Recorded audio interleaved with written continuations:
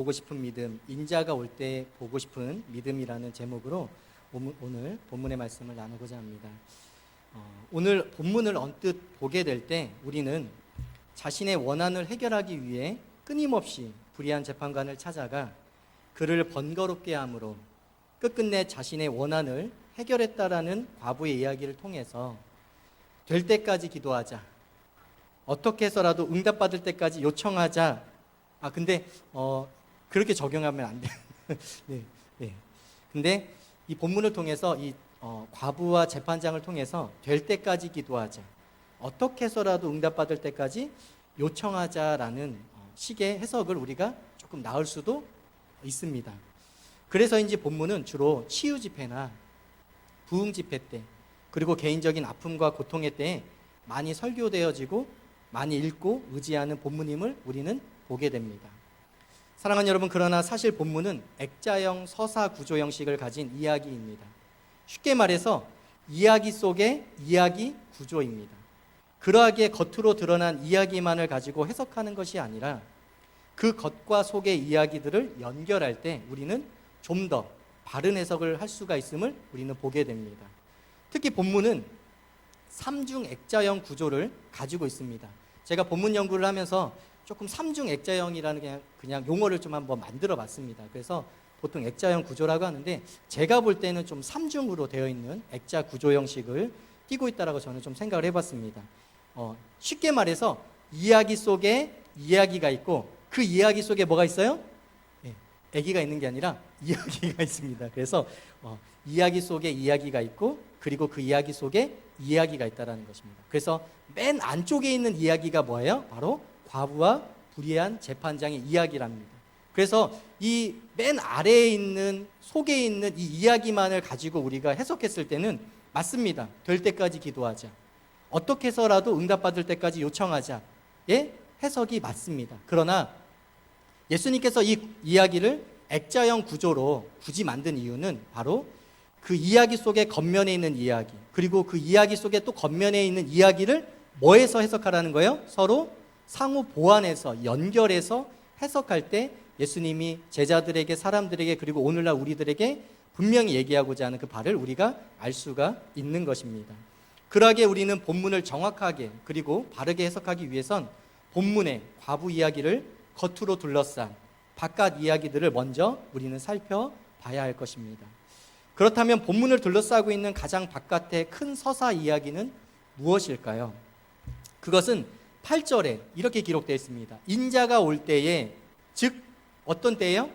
재림의 때에 세상에서 믿음을 보겠느냐라는 이 구절을 통해서 본문이 앞장에 있는 누가복음 17장의 마지막 단락과 연결되어서 그리스도의 재림으로 임하게 될 종말의 때를 다루고 있다는 것을 우리가 볼 수 있습니다. 다시 말해서 이 18장 앞장에 있는 17장 20절에 하나님의 나라가 어느 때에 임할 것이냐라는, 즉 종말의 때에 대해 바리새인의 질문이 던져지자 예수께서는 그리스도의 재림으로 임할 종말론적 하나님의 나라와 관련한 교훈을 이 17장을 통해서 얘기해 준 뒤에 오늘 우리가 읽은 본장을 통해서 그 종말의 때에 우리가 해야 할 자세에 대해서 다시 교훈하고 계신 것입니다. 그러하기 때문에 오늘 과부의 이야기는 단순한 개인적인 필요에 대한 비유가 아닌 것입니다. 그것은 종말의 때에 우리 성도가 어떻게 살아가야 할지에 대한 관점으로 본문을 바라봐야 한다라고 예수님은 말하고 있는 것입니다. 단순하게 내 아픔과 고통, 어떤 내 현실적인 문제만을 놓고 어떻게 하나님에게 기도해서 응답받자라는 어떤 그런 식이 아니라 이 17장과 18장이 연결되어짐으로 말미암아 17장에서 말하고 있는 종말, 그 종말의 시각으로 우리가 이 18장의 과부 이야기를 봐야 한다는 것입니다. 사랑하는 여러분, 사실상 우리는 종말의 때, 마지막 때, 인자가 다시 올 때의 시대 가운데 살아가고 있음을 보게 됩니다. 그러하기에 우리는 신랑을 맞이하기 위한, 다시 오실 인자를 따라 나서기 위한 기름과 등잔을 준비하는 인생이 되어야 할 것입니다. 그러나 문제는 우리의 삶의 모습과 우리의 신앙적 삶의 자세 속에서 우리는 종종 우리가 이 땅에서 천년만년 살 것처럼 하늘이 아닌 좀과 동록이 해야 하는 이 땅에 보물을 쌓고 있지 않는지 우리는 돌아봐야 할 것입니다. 그러하게 오늘 본문의 과부는 자신의 개인적 원수에 대한 원한을 풀기 위해 불의한 재판관을 자주 찾아 나섰다면, 택하신 자로 부름받은 우리의 씨름은 에베소서 6장 12절의 기록처럼 혈과 육을 넘어서 진정한 원수인 권세와 어둠과 하늘에 있는 악의 영들이어야 할 것임을 우리는 기억해야 할 것입니다. 그러하기에 우리는 지금이라는 시각에만 머물지 말고 앞으로 올 그때를 바라보는 시각으로 살아가는, 그래서 신랑을 기다리던 다섯 처녀와 같이 종말의 시대를 예측하고 예비하는 광란 성도들이 되기를 주 안에서 소망해 봅니다. 우리는 종말의 때라는 관점의 바깥 이야기를 잠시 살펴보았습니다. 예수께서는 이어 오늘 본문을 통해서 그 속 안에 내부 이야기를 넣어 우리에게 또 말씀해 주고 계십니다. 겉에 있는 가장 큰 구조는 종말의 때라는 것입니다. 그래서 이 과부 이야기를 어떤 시각으로 보라는 거예요? 종말론적인 시각으로 보라는 것입니다. 그리고 예수님은 그 두 번째 이야기 구조를 통해서 또 우리에게 말씀하고 계신데요. 사랑하는 여러분, 그렇다면 그 두 번째 안에 있는 이야기 구조 형식은 무엇일까요? 그것은 8절을 통해서 우리가 또 다시 알 수가 있습니다. 같이 읽겠습니다. 내가 너희에게 이르노니 그 원한을 풀어 주시리라. 그러나 인자가 올 때에 세상에서 믿음을 보겠느냐 하시니라. 새 번역에는 이렇게 번역되어 있습니다. 내가 너희에게 말한다. 하나님께서는 얼른 그들의 권리를 찾아주실 것이다. 그러나 인자가 올 때에 세상에서 무엇을요? 믿음을 찾아볼 수 있겠느냐라고 얘기하고 있는 것입니다. 오늘 예수께서는 말씀하십니다. 종말의 때에, 예수께서 즉 인자가 올 때에 세상에서 보고 싶은 무엇이 있으시다라는 거예요? 믿음이 있으시다라는 것입니다.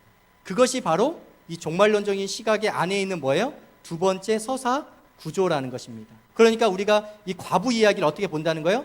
종말론적인 시각으로 보지만 또 그것을 어떤 관점에서, 예수님께서 찾고자 하는 믿음의 관점에서 바라봐야 한다는 것입니다. 사랑하는 여러분, 그렇다면 그 믿음은 무엇일까요? 그 믿음, 오늘 본문에서는 그 믿음에 대해서도 설명해 주고 있습니다. 1절을 다 같이 읽겠습니다. 예수께서 그들에게 항상 기도하고 낙심하지 말아야 할 것을 비유로 말씀하여. 사랑하는 여러분, 예수께서 오늘 말씀하십니다. 종말의 때에, 마지막 때에, 인자가 다시 올 그때에 예수께서 꼭 보고 싶은 믿음이 있으신데 그 믿음이 무엇이라고요? 맞습니다. 바로 항상 기도하고 낙심하지 말아야 한다는 것입니다. 바로 이 관점으로 뭘 바라봐야 한다고요? 과부와 불의한 재판장 이야기를 바라봐야 한다는 것입니다. 바로 이를 설명하기 위해 오늘 예수께서는 그 안에 또다시 과부와 불의한 재판관 이야기를 비유로 넣어 말씀하고 계신 것입니다. 그러하게 오늘 과부의 비유는 종말의 때에 항상 기도하고 낙심하지 말아야 할 함을 설명하기 위한 도구적 기능을 가지고 있음을 우리는 보게 됩니다. 사랑하는 여러분, 그렇다면 종말의 때라는 큰 서사 속에서 과부의 비유를 통해서 보고자 하신 항상 기도하고 낙심하지 않는 믿음은 구체적으로 무엇을 의미하는 것일까요? 그 의미를 위해 우리는 항상과 기도와 낙심이라는 단어를 나누어 살펴봄으로 말미암아 예수님께서 본장을 통해서 우리에게 진짜 얘기하고자 하신 게 무엇인지 우리는 살펴보아야 할 것입니다. 어떻게 나눈다고요? 항상과 기도와 낙심하지 말 것을 나누어야 한다는 것입니다. 종말의 때에 다시 오실 인자가 보고 싶은 그 믿음, 그 첫 번째가 바로 이 항상인데요. 이 항상은 다른 말로 말하면 변함없는 영적인 믿음을 말합니다.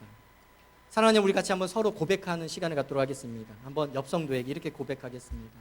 변함없는 영적인 믿음을 가집시다. 다시 한번 고백하겠습니다. 변함없는 영적인 믿음을 가집시다. 이것을 응축한 단어가 뭐라고요? 항상이라는 것입니다. 항상이라고 할 때 여러분들 어떻게 이해한다고요? 변함없는 무슨 믿음이요? 영적인 믿음이라는 것입니다. 오늘 예수께서 말씀하신 항상에 해당하는 헬라어 판토테는 언제나라는 의미를 가집니다. 다시 말해서 이 언제나는 조건과 상황에 따른 감정과 여건을 넘어서서 언제나 그러하라는 것입니다. 그러나 우리는 언제나 기뻐하거나 언제나 기도하거나 언제나 감사하지 않음을 보게 됩니다. 왜냐하면 우리의 눈이 언제든지 변하는 세상적 만족과 언제든지 변하는 세상적 기준과 언제든지 변하는 세상적 성경 여부에 우리 눈이 가 있기 때문입니다. 그러하기에 이 언제나, 즉 주님이 다시 오실 때에 보고 싶으신 판토테의 믿음을 가지기 위해서는 언제든지 변하는 세상적 기준이 아니라 세상적인 어떤 그런 성공이라든가 그런 어떤 권위와 명예에 우리의 눈을 두는 것이 아니라 언제나 변함없는 영적 세계를 바라보는 영적인 믿음의 눈을 가질 때 비로소 가질 수 있는 믿음인 것입니다.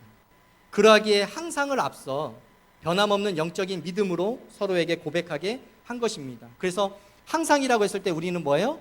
우리에게 있어서 무엇이 잘 되십니까? 일상이 잘 되십니까? 그럴 때는 항상 기뻐할 수, 기도할 수 없습니다. 그렇기 때문에 우리가 항상 기뻐하고 항상 기도하고 항상이라는 단어를 썼을 때는 우리가 언제나 변하는 그런 세상적인 기준이 아니라 언제나 변함없는 하늘의 기준을 삼고 영적인 눈으로 그것을 바라봐야 할 것입니다.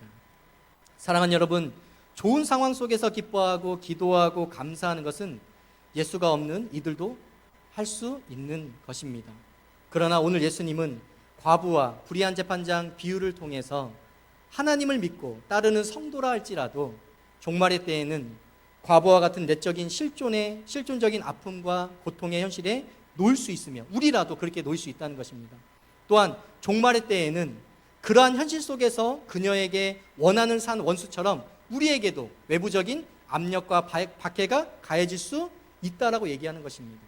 그리고 종말의 때에는 하나님조차도 두려워하지 않으며 철저히 사람을 무시하는 재판장처럼 사회적으로 우리가 아무런 보호와 적절한 조치를 받을 수 없는 단절의 상태도 있을 수 있음을 예수님께서는 오늘 이 본문을 통해서 말씀해주고 일러주고 있는 것입니다. 그리고 그러한 상황 속에서도 상황에 따라 변할 수 있는 항상이 아닌 오직 영적인 믿음의 시각을 가진 자만이 보일 수 있는 판토테의 믿음을 자신의 제자들과 그리고 오늘 우리를 향해서 예수가 다시 오실 그때에 보일 수 있겠느냐라고 오늘 예수님은 반문하고 계신 것입니다. 이에 우리 또한 영적인 눈을 들어 보이며 하박국 선지자의 고백과 같이 비록 무화과 나무가 무성치 못하며 포도나무에 열매가 없으며 감람나무에 소출이 없으며 밭에 식물이 없으며 우리에게 양이 없으며 외양간에 소가 없을지라도 너무 없는 게 많아요. 그렇죠? 그런데도 어떻다고요? 나는 누구를 인하여? 여호와를 인하여. 왜 여호와를 인하는 거예요? 그 여호와가 언제나 변함 없으시기 때문입니다. 무화과 잘 될 수도 있고 못 될 수도 있습니다. 포도나무 잘 될 수도 있고 못 될 수도 있습니다. 그러나 우리가 영적인 눈을 들어 언제나 변함없는 그 여호와를 인하여 즐거워할 때 나의 구원의 하나님을 인하여 우리가 뭐 한다는 거예요? 진정으로 기뻐할 수 있다는 거예요.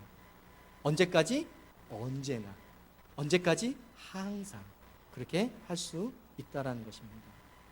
사랑하는 여러분, 우리 광양교회 성도들은 바로 이 눈을 들어서 언제나 변함없으신 그 여호와로 인하여 기쁨을 찾음으로 말미암아 항상 언제나 내 감정과 상황을 떠나서 우리가 항상이라는 이 판토테의 믿음을 가지고 마지막 종말의 때에 예수님이 오셨을 때 내가 이 믿음을 보겠느냐라고 했을 때 우리가 어떻게 하면 된다고요? 제가 보이겠습니다 라고 하는, 그죠? 제가 보이겠습니다 라고 하는 그 광양교회 성도들이 되기를 주 안에서 소망해 봅니다. 사랑하는 여러분, 항상이라는 변함없는 영적인 믿음에 이어서 종말의 때에 다시 오실 인자가 보고 싶은 믿음의 두 번째는 뭐죠? 기도입니다. 이 기도는 다른 말로 말하면 이렇게 풀이할 수 있습니다. 전적으로 하나님을 향한 소통의 믿음입니다. 다 같이 고백해 볼 텐데요. 좀 길어서 여러분들이 잘 숙지하셔야 합니다. 제가 그래서 좀 나눠서 하겠습니다. 전적으로 하나님을 향한 소통의 믿음을 가집시다. 한번 이어 붙여볼까요? 전적으로 하나님을 향한 소통의 믿음을 가집시다. 여러분, 이걸 다 할 수 있다면 치매 걱정은 하지 않으셔도 될 것 같습니다. 하지 않으셔도 될 것 같습니다. 요즘 제가 40을 넘어가면서 이게 굉장히 제가 예, 죄송합니다. 그죠? 제가 에스더 성교회를 앞두고 제가 했습니다. 아직은 저는 어린 양이죠. 그랬습니다. 그래서 전적으로 하나님을 향한 소통의 믿음입니다. 오늘 예수께서 말씀하신 기도인 프로슈케라는 헬라적인 의미는요, 하나님께 드리는 모든 종류의 기도의 내용을 말하는 것입니다. 그러니까 우리는 기도라고 하면 뭐예요? 우리는 다짜고짜 뭐예요? 주시옵소서, 주시옵소서 이런 거밖에 없잖아요. 그런데 오늘 예수님께서 말하는 언제나 변함없이 영적으로 볼 수 있는 그 믿음인데 그것을 기도로 활용하는데 그 기도가 어떤 기도여야 한다고요? 주시옵소서라고 하는 어떤 주술적인 기도가 아니라 어떤 기도라고요? 하나님께 드리는 모든 종류의 기도라는 것입니다. 어떤 종류가 있을까요? 찬양도 있고요, 감사도 있고요, 회개도 있고요, 하나님께 영광 돌림도 있고요, 간구도 있습니다. 물론 또 때로는 중보기도도 있고요, 또 때로는 하나님께 뭐예요? 원망하는 탄성기도도 있습니다. 그러니까 이 기도는 뭐라고요? 모든 종류의 기도라는 것입니다. 이는 다시 말해서 세상적 욕망과 물질과 권력을 향한 기도의 치우침이 아니라 이 균형적인 기도는 우리의 생각과 태도와 말과 행동이 하나님께 전적으로 향해 있을 때에서만 비로소 맺어질 수 있는 균형의 기도라는 것입니다. 만약 우리의 자녀가 용돈이 필요할 때만, 무언가 결핍이 생길 때만 부모에게 다가선다면 우리는 그 자녀와의 관계가 어떠함을 우리는 자각해야 돼요? 병들어 있음을 자각해야 합니다. 혹시 여러분의 자녀 가운데 혹시 용돈 필요할 때만 말을 건다거나, 그죠? 뭐 필요할 때만 말을 건다면 여러분 좀 심각하게 좀 생각을 해보죠. 우리 관계가 좀 병들어 있다, 그죠? 그런데 만약에 우리의 기도가, 하나님과의 관계의 기도가 그 기도에만 우리가 멈춰 있다면 우리의 기도는 어떤 기도예요? 병들어 있는 기도일 것입니다. 그러나 만약 우리의 자녀가 감사와 회개와 간구와 탄성과 같은 균형적인 소통을 시도한다면 자녀에게서 부모는 돈줄이 아니라 자신이 전적으로 믿고 신뢰하고 따르는 대상임을 의미할 것입니다. 이처럼 우리의 기도는 전적으로 하나님을 향한 소통이 되어야 하는 것입니다. 그럼에도 우리는 종종 하나님이 아닌 하나님을 통해 돈과 명예와 안위를 위한 기도에 머물 때가 많습니다. 그로 인해 하나님의 뜻과 하나님의 사명이 아닌 나의 고집과 아집으로 하나님을 상대로 기어코 내가 가지고 싶은 것들을 삥 뜯는 영적 뭐예요? 영적 불량배로 머물러 있음을 우리는 보게 됩니다. 사랑하는 여러분, 오늘 예수님은 자신의 원한을 풀기 위해 불의한 재판장을 괴롭게 하여 결국 자신의 목적을 달성한 과부 이야기를 하고 있습니다. 그러나 예수께서는 7절 말씀을 통해서 하물며라는 단어를 통해서 과부와 택하신 자를 분리하여 자신의 뜻을 전하고 계심을 보게 됩니다.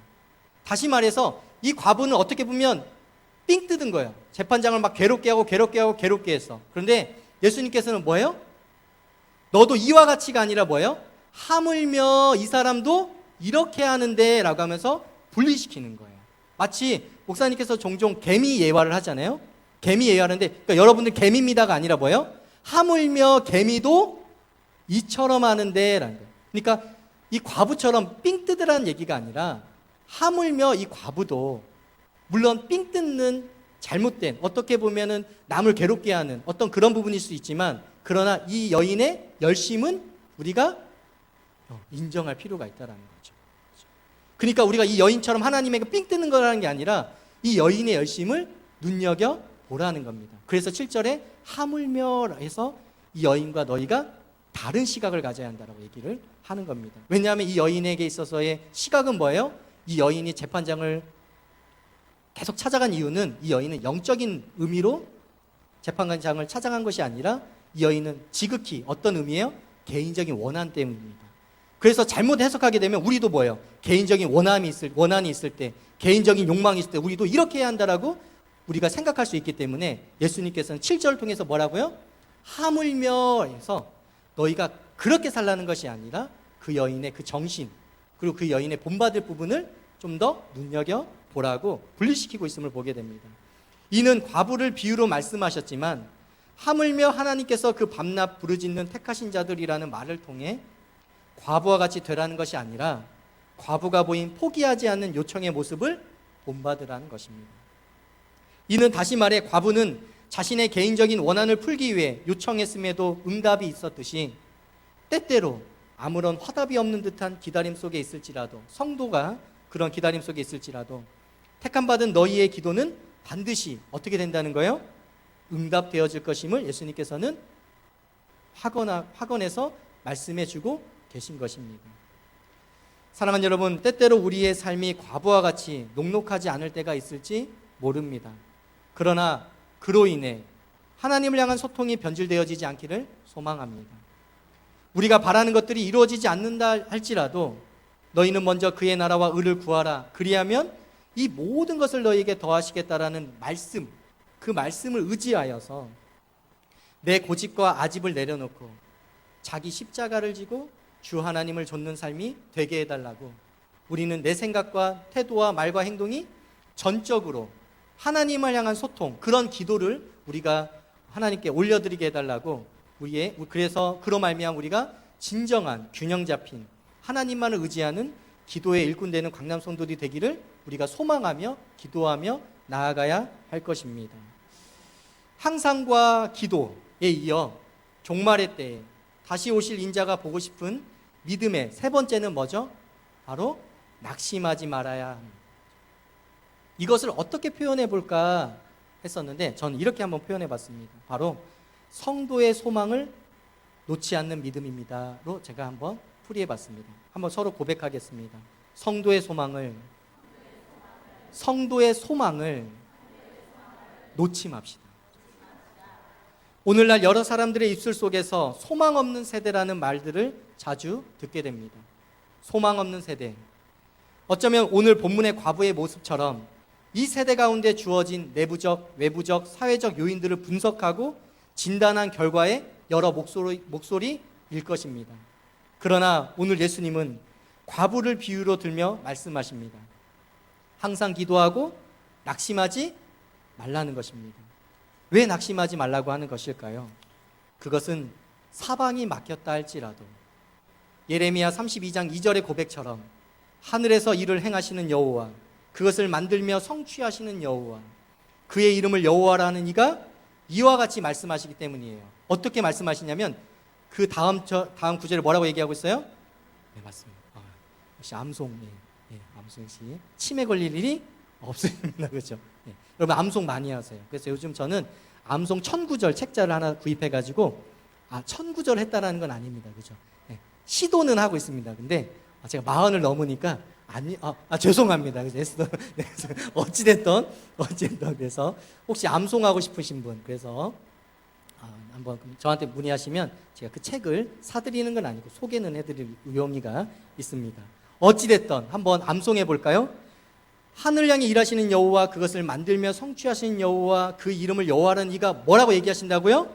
너는 내게 부르짖으라. 내가 내게 응답하겠고 내가 알지 못하는 크고 은밀한 일을 내게 보이리라. 그렇죠?